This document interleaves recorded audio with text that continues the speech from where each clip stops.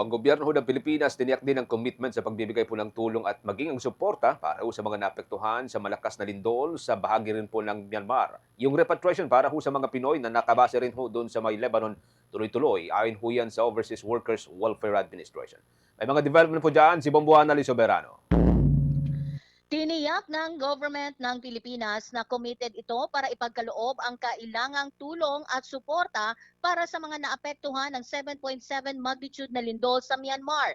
Ibinahagi ni Palace Press Officer Undersecretary Claire Castro ang ginagawang paghahanda ng pamahalaan para sa ikakasang pagtulong sa mga apektado ng lindol. Siniguro ni Castro nagpatawag ng isang critical interagency meeting para sa kailangang pagtugon na gagawin ng Philippine government gaya ng magpapadala ang Philippine Emergency Medical Assistance Team mula sa Department of Health. Ready for deployment din ang Light Urban Search and Rescue Team na manggagaling sa Bureau of Fire Protection, Armed Forces of the Philippines, MMDA, habang pati ang mga nasa pribadong sektor na nasa linya ng pagmimina ay nakahandang mag-dispatch ng kanilang mga tauhan. Target na ma-deploy ang nasabing team bukas, April 1.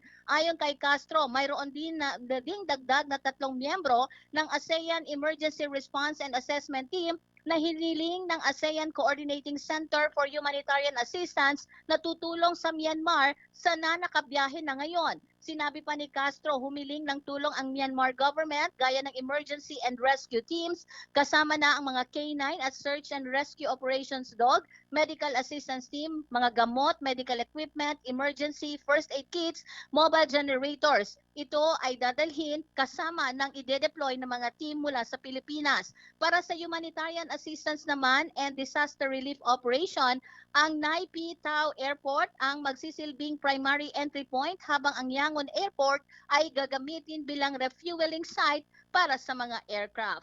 Samantala, sa ibang balita naman, sinabi ni OWA Administrator Arnel Ignacio na araw-araw ay napapauwi ang pamahalaan ng Pinoy galing Lebanon sa gitna noon ng pangtensyon sa pagitan ng Israel at Hezbollah.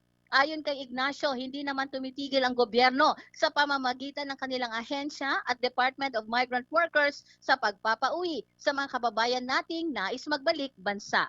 Pakinggan natin si OWA Administrator Arnel Ignacio. Help us out here. Ang pagre-repatriate, hindi naman yan nangyayari each time lang na meron kayong mababalitaan. It's a daily thing na ginagawa ng OWA at ng DMW. Laging meron tayong naiuwi pa tatlo-tatlo, pa 20, hindi yan tumitigil. So if there are calls for repatriation, all they need to do is to get in touch with the DMW, OWA, or the DFA, and immediately, na-provide natin yan kaagad. Basta ang ano lang doon sila lumapit sa amin. Kasi yung kadalasan, alam mo, sa Facebook sila lumalapit. Pagka sa Facebook, hahanapin pa namin. So, kailangan lang. The 1348 hotline works. Mula sa Malacanang, Bombo Anali Montaño Soberano nag-uulat para sa number 1 and most trusted radio network in the country, Bombo Radio Philippines, Basta Radio, Bombo!